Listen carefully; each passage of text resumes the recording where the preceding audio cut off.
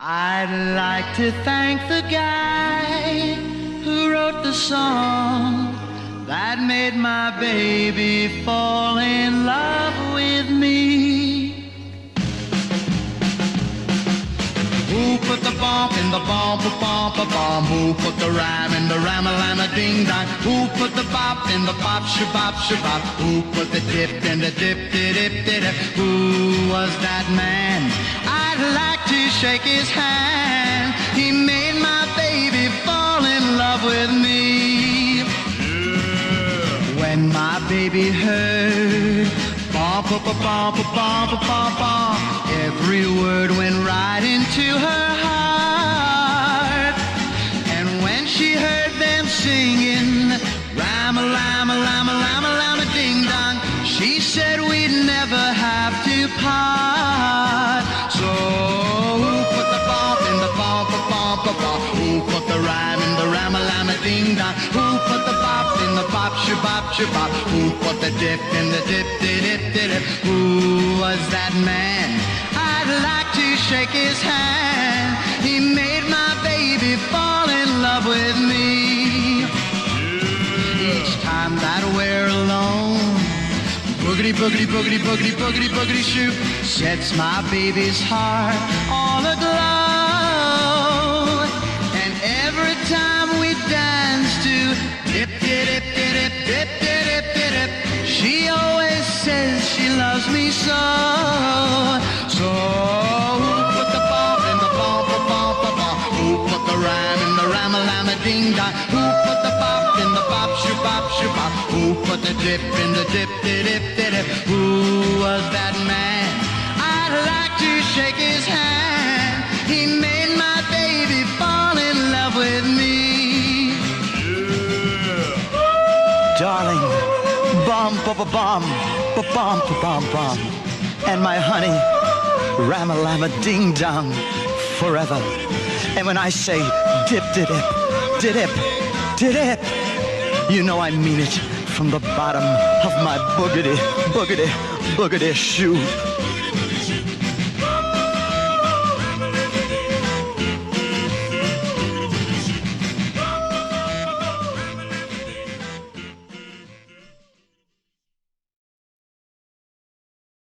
Dan and I played at Wanstead in the open meeting, and there were two prizes, one for the best scratch score, which a county player and his girlfriend or partner or whatever she is won.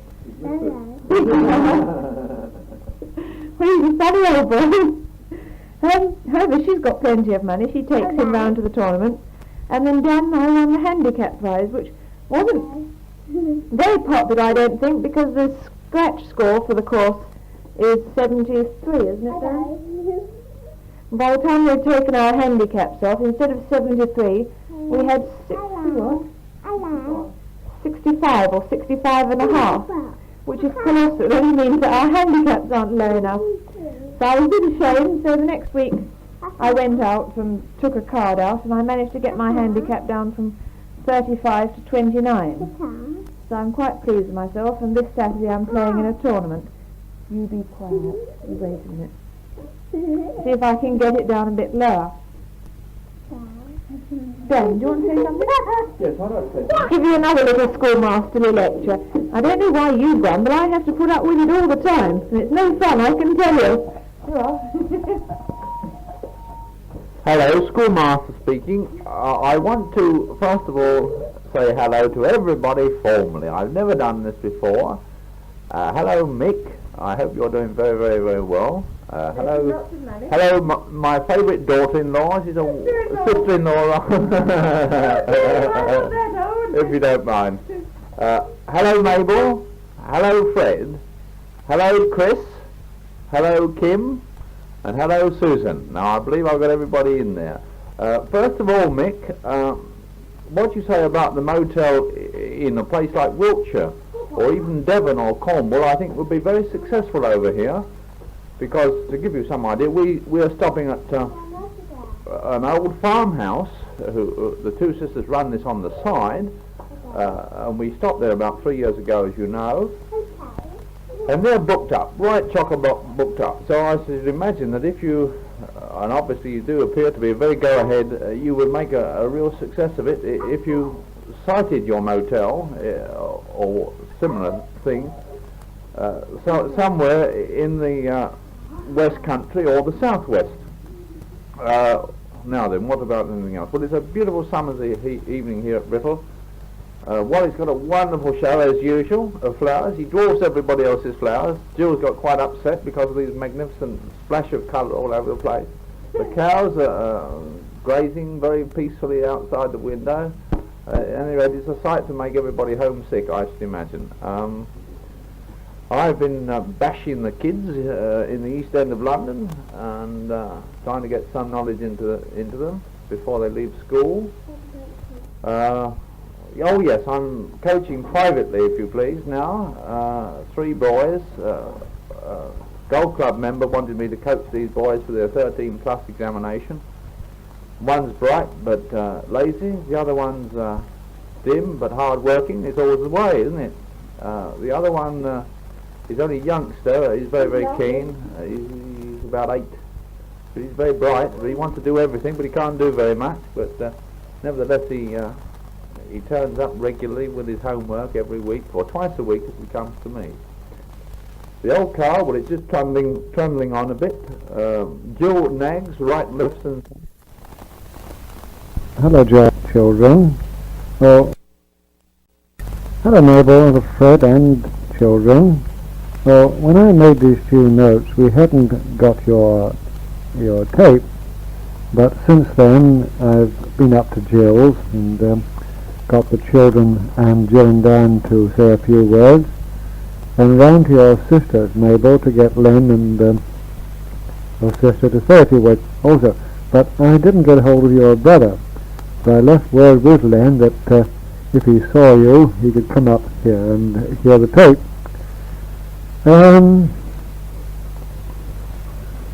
We were very glad to get your tape and all the interesting news in it.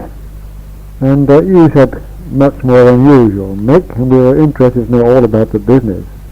I bet your father must be busy there. I missed him when he went an awful lot, because it was such a wonderful change for me. He did all the work that I normally do, which is, of course, day after day, repetition work. It gets monotonous. We do hope that the business is successful. I was a little bit rather surprised, of course, to know that you bought this business, in view of the fact that you had already told us that unemployment was rife in the town. I don't know where I got to now. There was a petrol bell going to go and sell some petrol. Well, we've had some wonderful weather here. For 3 weeks now, the temperature has been up between 60 and 70, and 1 or 2 days it went up to 72. Last Friday it was up to 72. But today, or last night, the clock altered, and that usually alters the weather in this country. We put an hour on the clock, and there is rain forecast tonight, which is the Sunday night. However, during all the fine spell, I managed to do a bit of gardening, get things tidied up, with jobs that we should have done last autumn, because I had to go into hospital, and apart from that, the weather was so bad right throughout the autumn, we couldn't even clear up the annual flowers, and there was a terrible mess right throughout the season. Well, I've got some potatoes in, and some peas, and broad beans, carrots, onions, and a few cabbage seeds. As a matter of fact, the onions and the peas I see and the broad beans are up. I think I told you, or perhaps Susan did, that we lost dear little Tina, the dog. We lost her just about a week after I came out of hospital, and unfortunately, or fortunately I suppose it was, that Susan was away with Iris at the time, and my God, I did miss her. She got turny, but she was such a wonderful little dog. Well, they're getting on quite well, the road widening here. They started it on the bridge, and they got up as far as Mrs. Ward's gate with the curb in, and this week they'll complete tarmacking the other half of the road that's on the opposite side, and then they're coming over to this side and finish the curb up to the end of the car park before Easter, and finish the tarmac this side, so that leave us with a clear road, and we shall have about another 8 or 9 feet on the front for a car park and forecourt. But I don't know his name, but you remember a pet of yours. I think you used to meet him at the club. He did a bit of jobbing gardening. He comes out here every Wednesday. He goes down to the Hickories at Roxwell, do a bit of gardening there just once a week. But he did ask me if we were sending you a tape to remember me to him and just tell you he can still read and he can still read and he would like to read a letter from you. Well, Christopher, it's nice to know that you're getting on so well at school. Now you must try and teach Susan, and I don't suppose you can teach Kim to write and read yet, but Susan, I bet you can. I bet she's very anxious to learn too. It's really remarkable how Helen teaches little Mark. He can read quite a lot, and he can write all the letters of the alphabet and count. I shall think of Kim when I start planting potatoes out in the field again, but we're not going to plant very many this year out there. We're going to have only about half it ploughed up, and the other half we should leave rough. I expect we should put some cockles on it or something just to keep it down, and put some early potatoes on the top bit, and they'll come in for winter greens whoever wants it after. The funny thing happened about a fortnight ago on this bit of new road here. I was going to Chelmsford, and I'd forgotten that Susan was in bed, came back to lock the doors. As I came on the road, a tram hurled, so it hit me half sideways. It bumped my wing over the wheel and knocked the dust cap off. Did about £4 worth of damage. But when I got out of the car and had a look at the other chap, he was just a total wreck. You never saw anything like it. This tram hurled, it folded up with a concertina.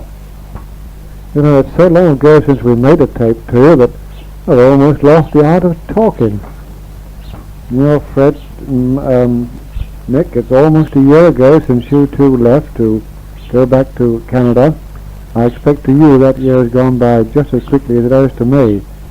It never seemed so long ago, but I can well remember that just before you went all the daffodils were out in bloom. Well, no, this year they're about a fortnight earlier than last, and they've all been out, and they're almost gone now, and the tulips are coming into bloom. I expect Jill has told you, Joan. Well, yes, you did. You mentioned on your tape that your mother had gone to the Canary Isles. Well, when I was at Jill on Tuesday last, she told me that her mother was coming back to England, landing here on Friday until Tuesday or Wednesday next week, and then she's going back, leaving Pop behind. Don't think he likes it out there. I think they lack quite a lot of things that he likes here. That is his pub crawl, and I think to television, which they haven't got it there, I don't think. But she has bought this business, and I believe she opens it about the middle of April, or somewhere about then. Well, yeah, you should be interested to know, Joan, too, and Nick, that after all these years of putting up with all the smoke and slime in the bar, we've had 2 ventilators, extractor things, one put in each bar, one in the saloon bar and one in the public bar, and they do make a difference to us. We can keep the bars nice and clean just as though you were outdoors. Shortly they're going to have 2 new lavatories put up at the back of the house somewhere. We're trying to avoid making a nuisance running near the bar, but the trouble is they put them further down towards the children's room or the tea room, as you know it. They have a job to get into the drains. They'll put them up about 4 or 5 steps high, and we've been unsightly drain to drop into our manhole with the back door. But I don't know whether it'll be done this year or next, or I'm trying to avoid having all the upsets of building done both time here. As a matter of fact, I'd like to get out at the end of this summer. And I don't know what will happen, I'm sure. But, you do get tired of it. They'd had nearly 30 years, and I've got a little job offered me if I'd like to take it, away from Chelmsford. But I've got to go back to hospital, another operation. I don't know when it'll be, I'm sure. I go up there occasionally to have an examination, and they say, well, it's not urgent yet, but we'll call you in as soon as we think it's necessary. Well, we didn't do too badly in the dart league. We had some bad luck, really, with people, joining the club and then being posted away. We had 2 chaps, Mark, 2 good players, One got lent to a firm down at Plymouth for a month, and he's been there now 3 months. Another chap went to Gloucestershire from Marconi's, and then we've had quite a lot of sickness in the club, but we finished up third, so we didn't do too badly. We had a doubles competition here, the league, you know, there's a couple of a pair from each house. They competed here, and they're drawn out of the hat as to which house they should play in, and fortunately my partner and I, we got drawn to play at home, and we got into the final here. We got knocked out in the final. The other side, they won 115, we wanted 32, and we didn't get a shot at it. This bloke went and got 115 out, so we didn't mind losing a game like that. Well, you'll be interested to know that they have almost completed the lengthening or the widening of that bridge in New Street, and that was a marvellous bit of engineering. You know, they widened that bridge, or lengthened it as well from the railway's point of view, and they never stopped the train at all. The steam trains were running over that day after day, as they took the brickwork away brick by brick and put stanchions in there, and it's really a wonderful job. And of course the road now is about 4 times as wide as it was, and not nearly so dangerous as it was. People marking is coming out, Hoffman's coming out, you're only single line traffic there. Well, I'd better say bye-bye now and leave the rest of this little tape to Susan. I expect she'll want to have a jaw to you. So I'll come in at the end again and say bye-bye. So for the present, it's bye-bye. It's Sunday afternoon now, and nearly 6 o'clock. So au revoir. Hello, Mick and Joan and Christopher, Susan and Kim, or Mabel and Fred. Well, I've just written to you, Joan, and haven't left myself much news, but I am sorry I was so late with Kim's birthday present. I hope he's got it now, and I've also posted off Christopher's, or got Daddy to post it for me, so you'll have to put that away for June, so he certainly will get that on his birthday, dear.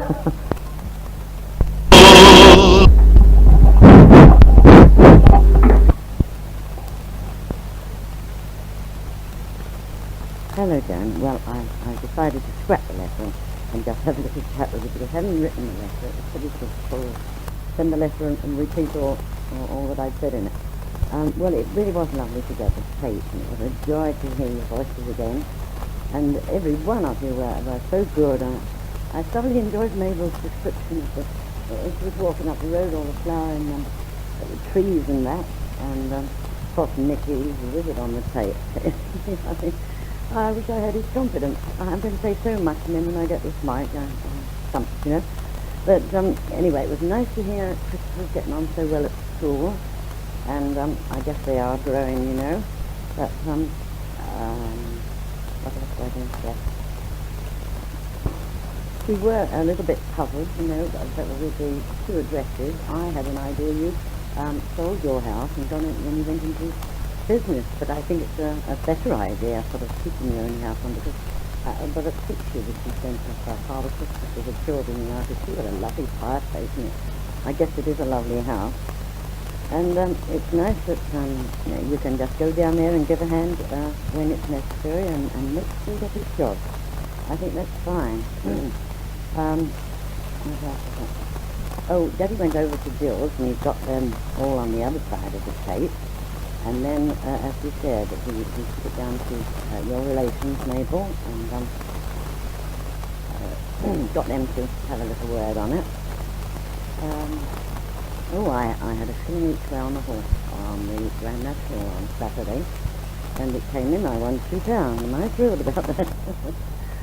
I went over and to Ivor's last week, and I had 3 or 4 days, 3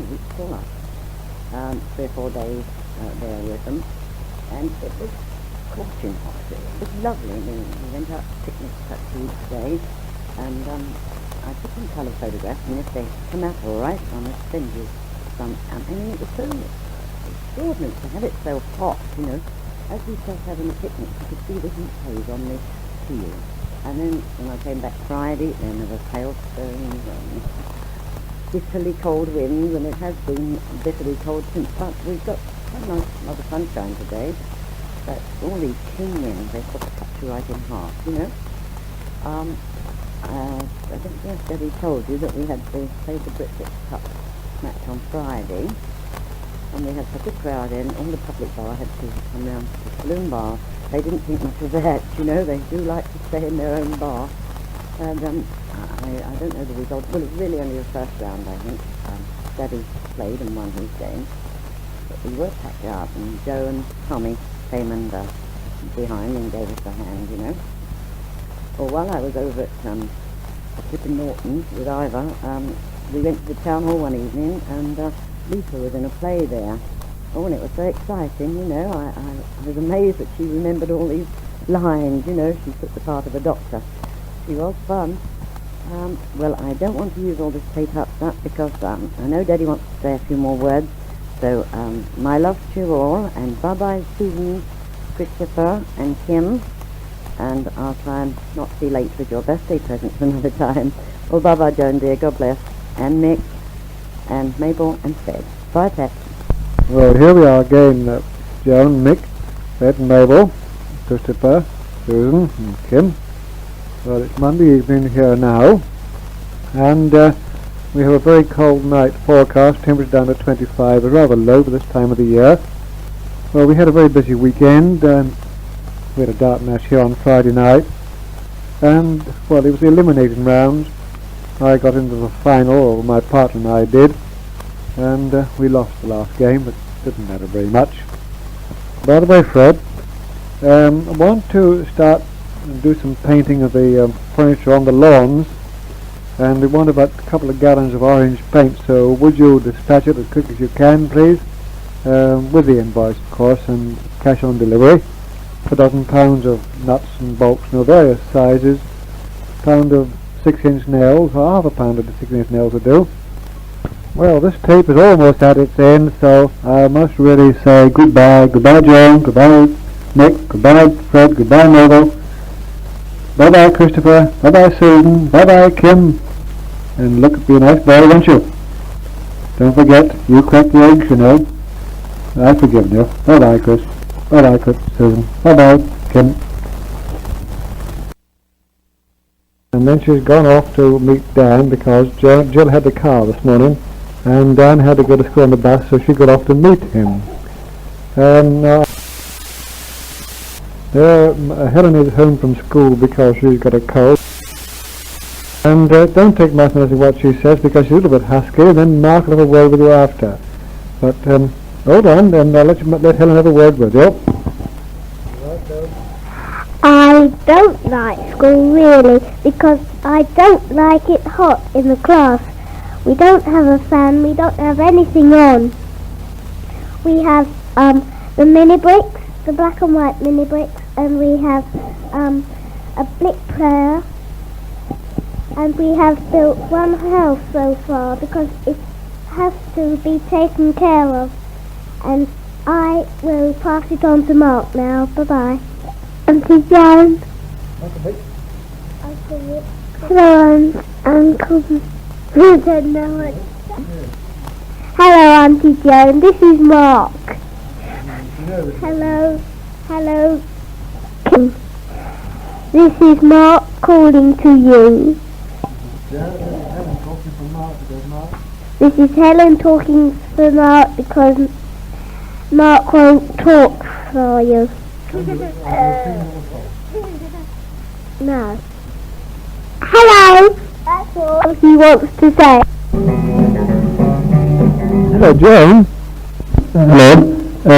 Helen's going to give you a little tune on her recorder. You know, the little choir you used to have when you were at school. With that little tin whistle thing. Hold on, here you are.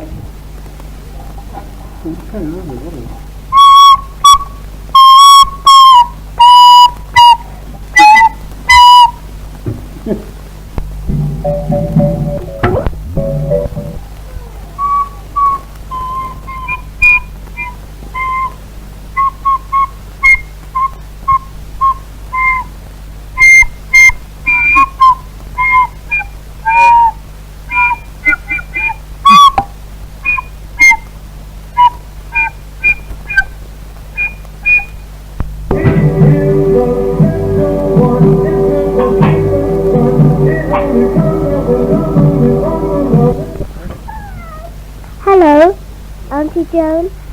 I am going back to school tomorrow. Tomorrow afternoon I am going to the party. If you heard that flute, that was me playing your flute. When you were a little girl, you used to have that flute. Goodbye. Oh, Auntie Joan. I'm going out today. And I will be very glad you haven't missed it all. I very glad I've missed you. With Malcolm. I have been playing with Malcolm today. He is my friend.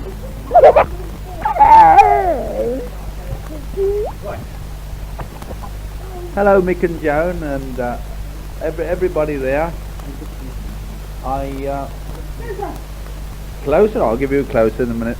Wally is very fit, and so is Jill, although all the family have been coughing very well, as you can perhaps hear from Helen. We had some gorgeous weather last week, but now it's turned very cold and there's a biting wind. We all went up to town last Sunday and we saw the brand new Jaguar, that 150 mile an hour job, but unfortunately the insurance people want £100 third party for it. But it's a magnificent job, and I'm sure you'd like to have one, Nick, and so would I. We also saw some paintings.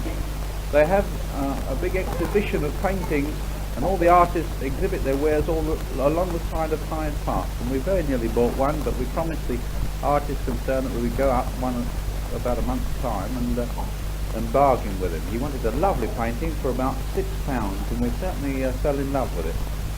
And after all this, we went into Lions at Marble Arch. I suppose you know all about Lions at Marble Arch, and we all had eggs and chips, and the kiddies thoroughly enjoyed it, and of course so did Jill.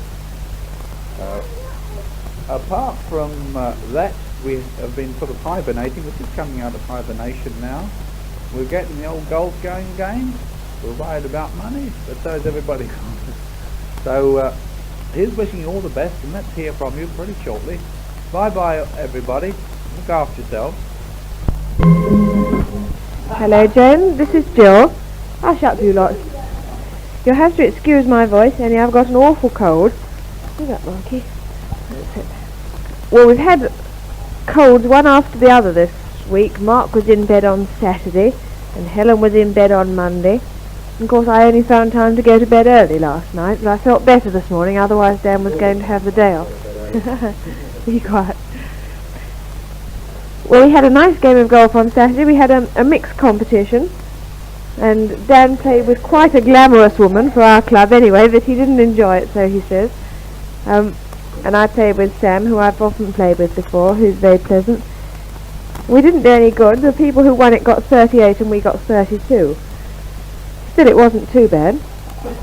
And the weather today is well, it's not as bad as it was yesterday. Yesterday it was bitter, but last week we had temperatures up in the 70s, about 74 it was one day here. And it was lovely. We sat on the balcony in front of our bedroom, you remember that, I expect. And sunbathed in our shirt sleeves, and on Wednesday afternoon, I think it was last week, I wrote to you.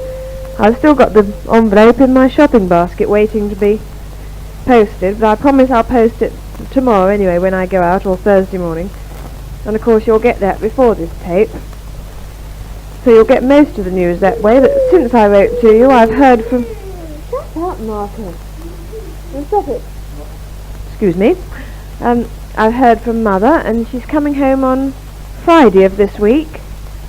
Friday they dock. And as far as I know, she's bringing Pop home and leaving him because she's going back the following Wednesday. That's a week tomorrow. She'll only be home the 4 days.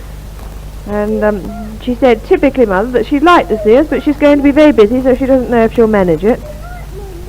Which makes me a bit ratty, but however, not to worry. She's quite enjoyed herself, but I gather that she's been suffering from rheumatism, or was it rheumatism? Sinus trouble, something like that. Anyway, she hadn't been too well. You know what Mother... well, one of Mother's recurring ailments, anyway it was. She does suffer from rheumatism, yes, but she went out there so that she wouldn't get rheumatism. And the old boy has apparently had gout, so I don't suppose he's been very easy to look after. Anyway, she's bringing him home, and as far as we know, she's leaving him here at Baddow, and then going back next Wednesday, as I said, and not coming home then till the end of May. Marcus, if you don't be quiet, you can go to bed. Excuse all this, it's about 6:30 and the bath is running for Mark and Helen, and Mark's getting a bit singy, as he always does when it's bedtime. Well, the warm weather last week brought the things out in the garden beautifully. We've got lots of daffodils in bud, and the people downstairs have got daffodils out in the front. And the cherry tree is just about to blossom. There are 1 or 2 white flowers showing. I don't know if you saw it last year when it was in blossom, but it's lovely because it gets smothered. Actually, talking of white, we had some flakes of snow yesterday morning, and the first thing Mark said was, "Oh, good, can we get the sledge out?" But needless to say, it wasn't cold enough for that.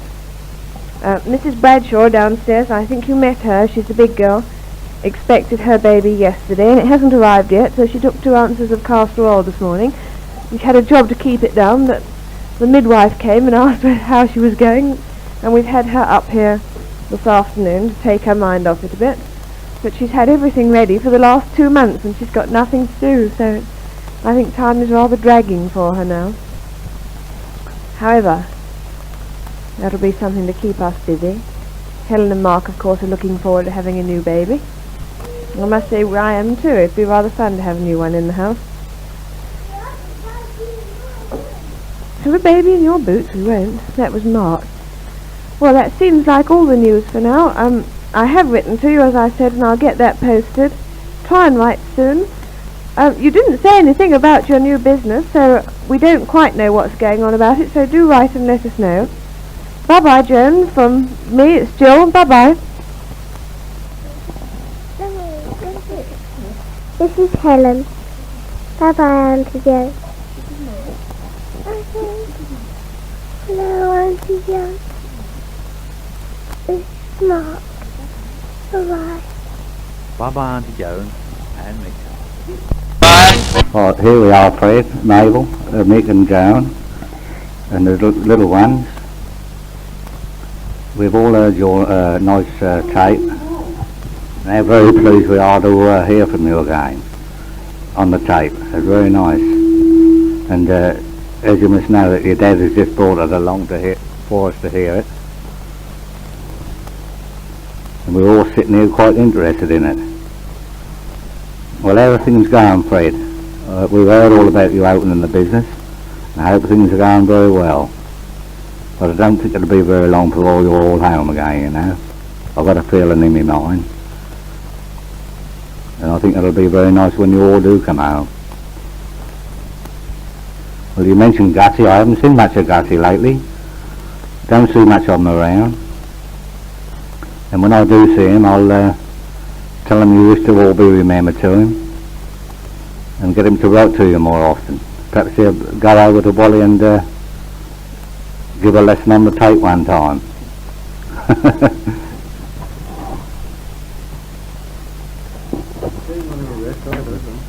I'll let Alice have a little go now to give you all her greetings, what she wants to give you. We'll search you up. Children? Yeah. Hello, Mabel, Fred, Joan, Nick and children. How are you?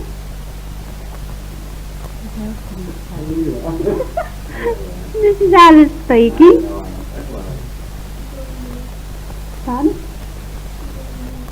What news can I tell?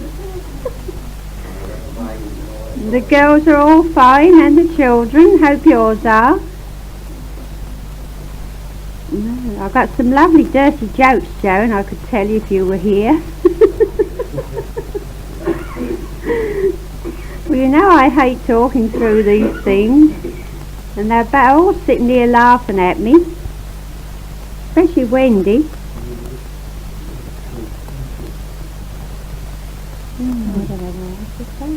I'm lost for words.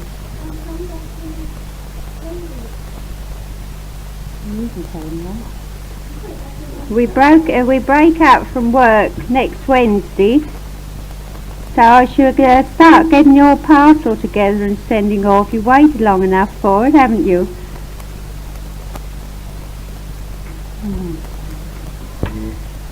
Leonard started doing the kitchen with wallpaper, so we shall have a tidy mess presently. I'll hand you over to Wendy now. I seem lost for words for a little while. Hello, this is Wendy. I hope you're all alright. It seems a bit hard to say anything on here. I've got my friend here. She keeps on giggling at me. She keeps on making fun of me. I have to get her on it in a minute.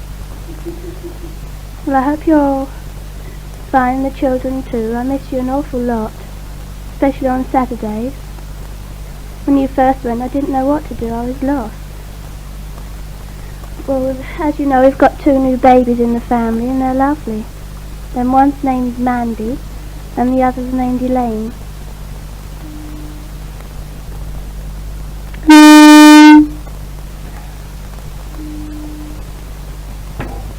I'm getting on all right at school, though I'll be glad when I leave. And next May I'll be taking my exams, and a bit nervous about it.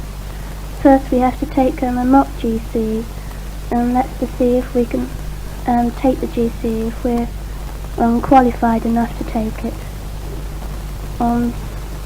Cheryl, Auntie Mabel, you know her, don't you? Well, she's left already. And my friend here with me now will be leaving Easter.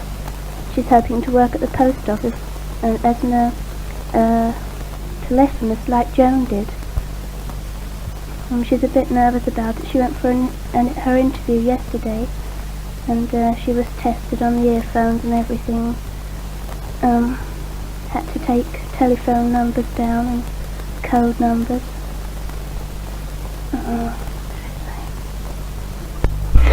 And the garden gives me a chance, you know. Oh, Auntie Mabel, you know Uncle Cliff? Well, Dad's brother. Well, his daughter Pauline's getting married in August, and I'm going to be a bridesmaid. And we were coming down Easter, but he had an accident in his car and broke some ribs and cut his head. So they won't be coming down now because the car's smashed up. Hello, Joan and Nick. They're just going to have a round of goodbyes. You're coming almost to the end of the tape now. Well, goodbye now, all of you. Bye all. Bye all. We miss you very much and hope to see you again someday. Cheerio, Fred, Mabel, Nick and Joan and the little children. I hope everything goes alright, and don't leave it too long before you get cracking. Joan. Hello, Joan. Hello, Nick. Hello, Mabel. Hello, Fred. Hello, children. See you on the other side.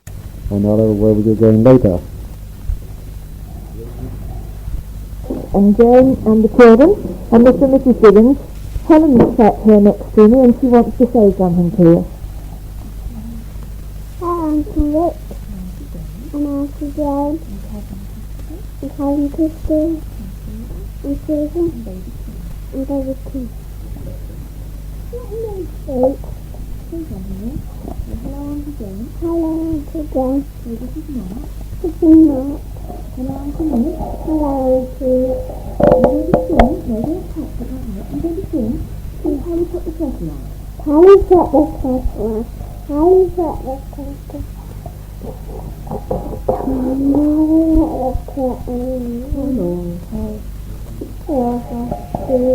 Thank you.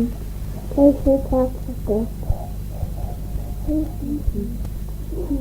your chocolate. After this. Oh, gone away. Where's a good boy? Now Helen sing Jingle Bells. Jingle bells, jingle bells, jingle all the way. How much fun it is to ride on a one-horse open sleigh. Oh, jingle bells, jingle all the way. How much fun it is to ride on a one-horse open sleigh. Oh, jingle bells, jingle all the way. How much fun it is to ride on a one-horse open sleigh. All one-horse open sleigh. Very silly. Oh, I think I should have. You've lost your tune. Haven't you? It'll go wrong if you sing like that. Well, now, let me tell on to Joan and Uncle Mick's news. We've seen the photographs of your children and we think they're absolutely lovely. I hadn't realised how much they've grown. It's some time since we saw them. And they're certainly wonderful looking children. We thought Christopher was marvellous the way he spoke on the tape. And Tim is very forward, isn't he? And we very much admired Susan and we enjoyed listening about the party dress. I hope you enjoyed the party. Hey, now, news. It's funny you should be talking about Vancouver because Dan's Uncle Bob has just been over. He lives in Vancouver, or at least about 50 miles outside now that he's retired. And he came over about a month ago on a visit. But he's 65 and he got rather homesick. His wife didn't come with him. And he went and visited his brothers. And he came down and we saw him. And then he just suddenly decided he'd go back last Saturday. Well, Dan was going out. So I said I'd go with Terry. Remember Terry, Dan's brother? And see him off. And we had a bit of a pantomime because in my usual fashion I cheerfully went up to town on Saturday evening and I thought, well, I'd better inquire which their terminus is. So I went to Liverpool Street Station and I went to the inquiry bureau and I said to the girl there, which underground station do I go to for the BOAC terminal? Well, she was busy powdering her nose and she said, Cromwell Road. So I said, are you sure? I thought it was Victoria. So she said, no, Cromwell Road. So I went to Cromwell Road and it took me about 3/4 of an hour and 2 changes to get there. And I discovered it's BEO there and they're only the planes on the European run. And by then I had had about 20 minutes in which to find the right place. So I had to get a taxi and hair across the middle of London. When I got there, eventually to the right one, there was no sign of him. People all over the place, so I had to grab hold of a man in uniform, and he was very good. He went and found if he'd checked in, and they put over a call on the loudspeaker system, and I thought, such a fool. Everybody turned round and stared, and Dan's poor Uncle Bob was spending the last of his English money in the bar down below. He came tearing up. I think he thought perhaps they'd cancelled his flight or something. But talking of you coming over and then having to go back, although I'd only met him a couple of times, even so it was very upsetting to see him go, and I'm sure we sure hate to have to see you go again, so we hope when you do come home to